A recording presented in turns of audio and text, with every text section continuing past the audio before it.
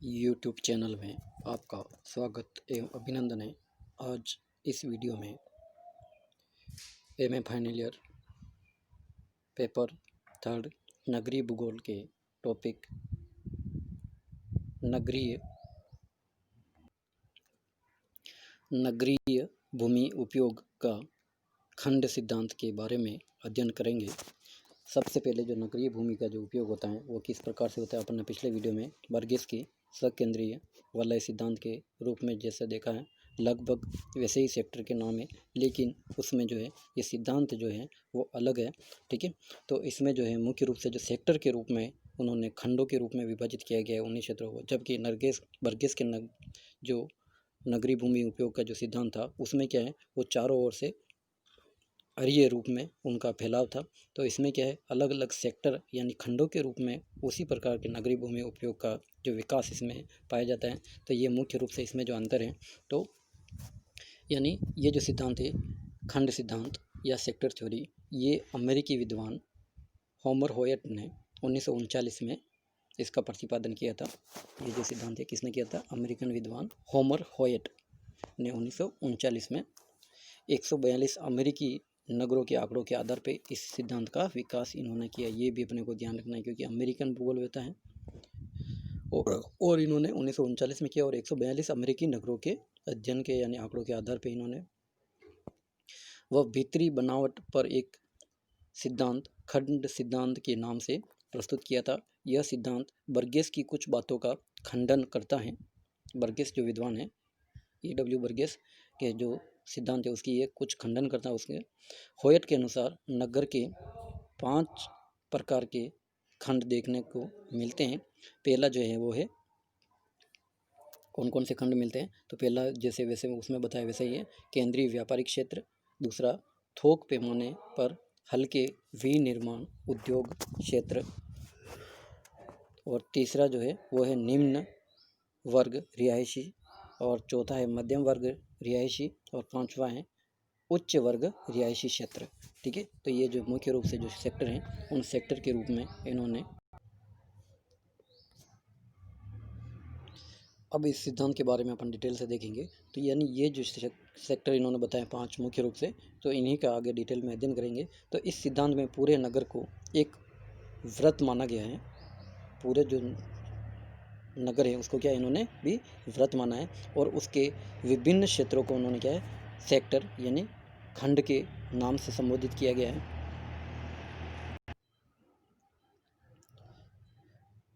चित्र जो है आप इसमें देख सकते हो, ये जो चित्र है आपका, जैसे इसमें जो पहला जो नंबर है जैसे वो जो नंबर है उसी के नंबर के आधार पे है। ठीक है, तो जैसे ये जो है केंद्र के रूप में अपन देखें तो ये नंबर 1। ठीक है, यानी ये क्या है केंद्रीय व्यापारिक क्षेत्र है। ठीक है, उसके बाद में जो है ये 2 नंबर और ये इधर भी 2 नंबर, ये सेक्टर के रूप में पूरा एक मिला हुआ है। उसके बाद में इसके ऊपर ये जो तीसरा नंबर है, फिर ये यहाँ पे भी ये 3 नंबर ये है। ठीक है, और उसके बाद ये चौथा और ये चौथा, ये भी 4 दोनों अलग अलग सेक्टर के रूप में है। और फिर ये 5वां। ठीक है, तो ये जो है और बाद में ये अभिगमन वाला जो क्षेत्र है 10वें के रूप में इन्होंने माना है। ठीक है, तो ये जो क्षेत्र हैं ये मुख्य रूप से अपने को ध्यान रखना है। ठीक है, तो ये जो सिद्धांत है मुख्य रूप से क्या है सेक्टर के रूप में अलग अलग नगरीय भूमि उपयोग को इन्होंने बताया है। तो ये जो है अपन जैसे इसमें देखें तो यानी इस चित्र से जो है इस सिद्धांत में पूरे नगर को एक क्या है वृत्त माना है और उसके अनुसार विभिन्न क्षेत्रों को खंड यानी सेक्टर के नाम से संबोधित किया गया है, जो चित्र में आपने अभी बताया है। ठीक है, एक ही प्रकार का भूमि उपयोग हमें नगर के केंद्र में मिलने के साथ साथ नगर के समीपवर्ती भाग में भी देखने को मिलता है। यानी वैसा जो नगरीय भूमि उपयोग वो नगर के केंद्र के साथ साथ में अन्य जो समीपवर्ती क्षेत्र है वहाँ पे भी देखने को मिलता है। उच्च किराए वाला क्षेत्र यानी हाई रेट एरिया, एक या एक से अधिक खंडों में निम्न किराए वाले क्षेत्र वृत्त के कटे रूप को ग्रहण कर लेते हैं, जो नगर के केंद्र से बाहर की ओर नगरीय सीमा तक फैले हुए होते हैं। जैसे जैसे नगर की जनसंख्या बढ़ती जाती है वैसे वैसे उच्च किराया क्षेत्र एक खंड के सहारे बाहर की ओर फैलते जाते हैं। यानी ये खंडों के रूप में क्या है नगर से का जो केंद्र है उस केंद्र से लेके बाहर की ओर नगरीय सीमा तक ये फैले हुए होते हैं। और जैसे जैसे क्या है नगर की जनसंख्या जो बढ़ती जाती है वैसे वैसे उसका ऊंचा किराया जो क्षेत्र होता है वो एक खंड के सारे ही बाहर की ओर फैलते जाते हैं। इस प्रकार से यह जो क्षेत्र है सकेंद्रीय वलय प्रतिरूप धारण नहीं कर पाते हैं। अमेरिकी यानी जो औद्योगिक जो क्षेत्र हैं, औद्योगिक क्षेत्र नदी घाटियों में जल मार्गों या रेल मार्गों के सारे विकसित हो जाते हैं और ये क्षेत्र भी सकेंद्रीय वलय का रूप धारण नहीं कर पाते हैं। ठीक है, यही जो इनमें मुख्य रूप से जो अंतर है।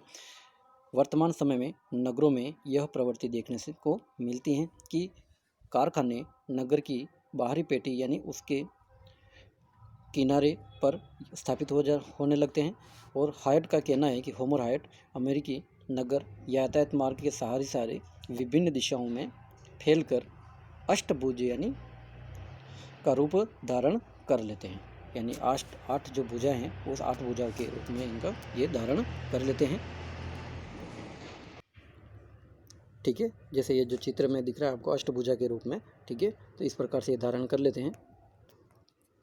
अब जो है इस सिद्धांत के अनुसार नगर के रिहायशी क्षेत्र का विकास 3 तरह से होता है। पहला जो है वो जैसे नगर लंबाकार लंबवत रूप यानी वर्टिकल एक्सटेंशन से बढ़ रहा या बढ़ सकता है। एक परिवार वाले मकान एक से अधिक परिवार वाले मकानों में परिवर्तित हो जाते हैं। दूसरा है मकान खाली पड़ी प्लॉटों पर भी बनने लग जाते हैं। इस प्रकार बस्तियों के बीच में खाली छुटी हुई भाग मकानों से गिर जाते हैं। और तीसरा जो होता है वो होता है जब नगर पर जनसंख्या का दबाव बढ़ता है या पड़ता है तब मकान नगरीय सीमा को धक्का देकर बाहर की ओर बन जाते हैं। इस प्रकार का विस्तार अपकेंद्रीय विस्तार यानी सेंट्रीफ्यूगल और लिटरल एक्सपेंशन कहलाता है। उपयुक्त तीनों प्रकार का नगरीय विकास साधारणतया या क्रमानुसार ही होता है, अर्थात एक के बाद दूसरा और दूसरे के बाद तीसरा। इसमें विभिन्नताएं भी पैदा हो जाती हैं क्योंकि प्रत्येक नगर का धरातल, संस्कृति, अर्थव्यवस्था, जनसंख्या व सामाजिक संगठन भिन्न भिन्न होते हैं। ये अपने को ध्यान रखना है। ऐसा नहीं कि सभी नगरों के जो है संस्कृति, अर्थव्यवस्था, जनसंख्या और सामाजिक संगठन वो एक प्रकार के होते हैं, ऐसा नहीं है। यानी वो नगर की जो प्रत्येक नगर है उनकी अलग अलग भी होते हैं। अब है अपकेंद्रीय विकास के रूप में जो है ये जो है किस प्रकार से इसका विकास होता है। ठीक है, तो जैसे ध्रुवीय विकास पहला जो है यानी यह वह विकास है जो यातायात मार्गों के सारे जो नगर के केंद्र से बाहर की ओर फैले हुए होते हैं या होता है। रिहायशी मकान इन मार्गों के सारे बन जाते हैं। जब इसका विस्तार समीपवर्ती भागों में हो जाता है तो नगर का आकार सितारे की भांति या स्टार शेप्ड हो जाता है और छोटे छोटे नगर जो ज़्यादा दूर तक नहीं फैले होते हैं वहाँ पर रिहायशी घनत्व कम होता है और यहाँ पर विकास की यह पद्धति लागू नहीं होती। ठीक है, अब दूसरा है एकाकी पद्धति। अब एकाकी पद्धति की अपन बात करें तो एकाकी जो पद्धति है उस एकाकी पद्धति में इस प्रकार से यानी एकाकी बस्तियाँ जो होती हैं तो यह एकाकी बस्तियाँ नगर की सीमा के बाहर फैल जाती हैं और कभी कभी छोटी छोटी जो बस्तियों के समूह यानी न्यूक्लियर औद्योगिक कारखानों के चारों ओर भी फैले रहते हैं और ये उद्योग वहाँ रहने वाले लोगों को रोजगार प्रदान करते हैं। ठीक है, जो ये जो है इस जैसे ये जो केंद्र है उस केंद्र से क्या है ये इस प्रकार से कि जैसे जैसे नगर का यानी ये जो रोड जा रहे होते हैं उसके सारे जैसे ये इसका फैलाव धीरे धीरे होता जाता है। ठीक है, तो यानी ये ध्रुवीय विकास, एकाकी बस्ती विकास और एकाकी बस्तियों का मिलाप जो है वो किस प्रकार से क्या होता है जो इस डायग्राम में अपने को दिखाया गया है। ठीक है, अब जो है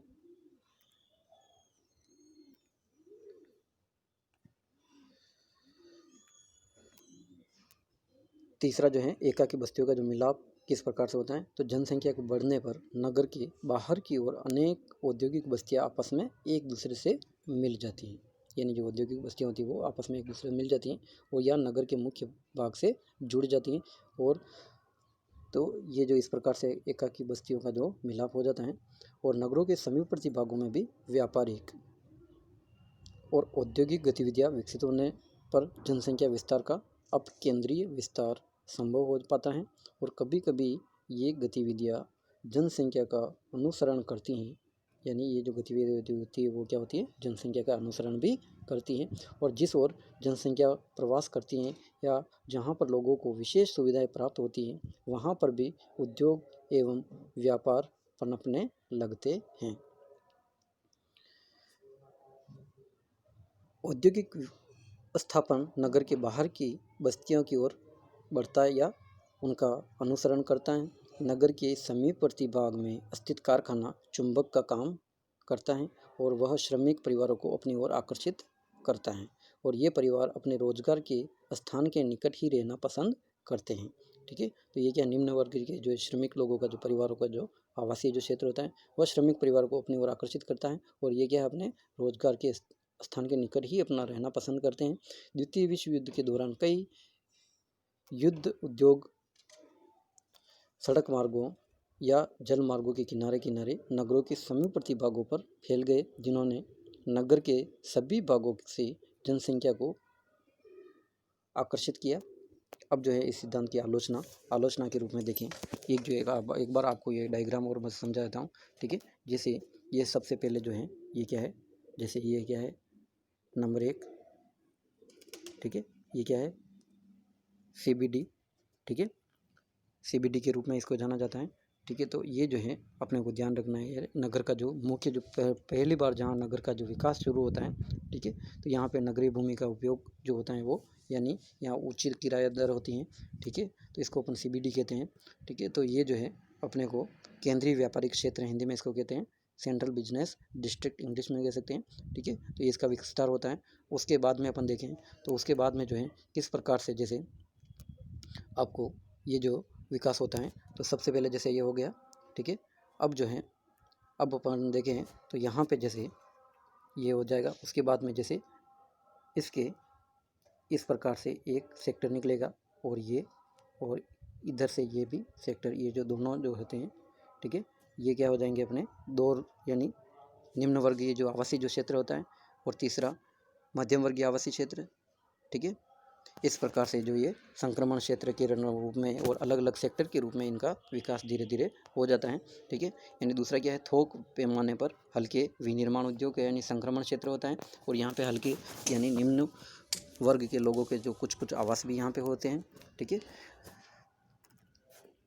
अब तीसरा जो क्षेत्र होता है वो निम्न वर्ग रिहायशी क्षेत्र, चौथा मध्यम वर्ग रिहायशी क्षेत्र और पांचवा जो होता है वो उच्च वर्ग रिहायशी क्षेत्र होता है।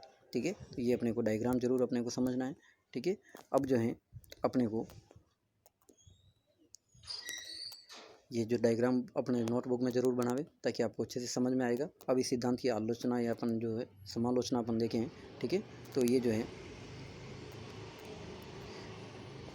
यह सिद्धांत सकेंद्रीय वलय की अपेक्षा नगर के रिहायशी क्षेत्र के ढांचे के बारे में अधिक अच्छी तरह बताता है और यह नगर के विकास व विस्तार का भी ध्यान रखता है। यानी ये जो सेक्टर का जो विकास होता है वो सामान्यतः क्या है, यानी परिवहन मार्गों के सहारे इनका विकास होता रहता है। उस सेक्टर का धीरे धीरे क्या है, वही जो सेक्टर है निरंतर उस मार्ग के सहारे विकास हो जाता है, तो वो अलग अलग सेक्टर के रूप में ये विकसित हो जाते हैं।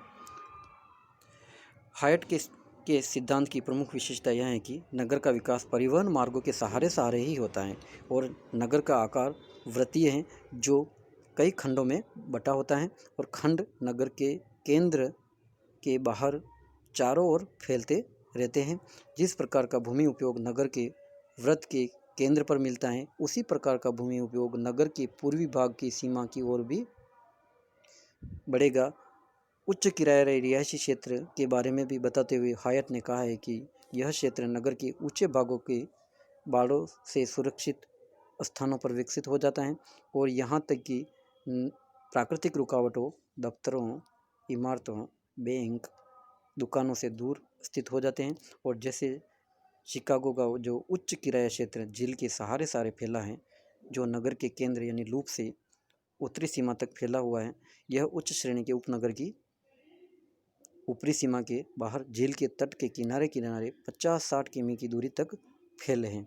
और ये सब क्या है, शिकागो से तेज यातायात साधनों से जुड़े हुए हैं। ठीक है, इस प्रकार से जो ये जो सिद्धांत है, इस सिद्धांत का जो है होमर होयट का जो सिद्धांत है, खंड सिद्धांत, ये कब दिया, ये यानी कौन से जो अमेरिकी नगरों के जो अध्ययन के आधार पे जो इन्होंने जो सिद्धांत का विकास किया है, ये भी अपने को ध्यान रखना है, कब दिया है और इनमें कौन कौन से सेक्टर हैं, पांचों जो सेक्टर उनके नाम भी और उनका जो डायग्राम जो है अपने को अच्छे से बनाना है नोटबुक में। धन्यवाद।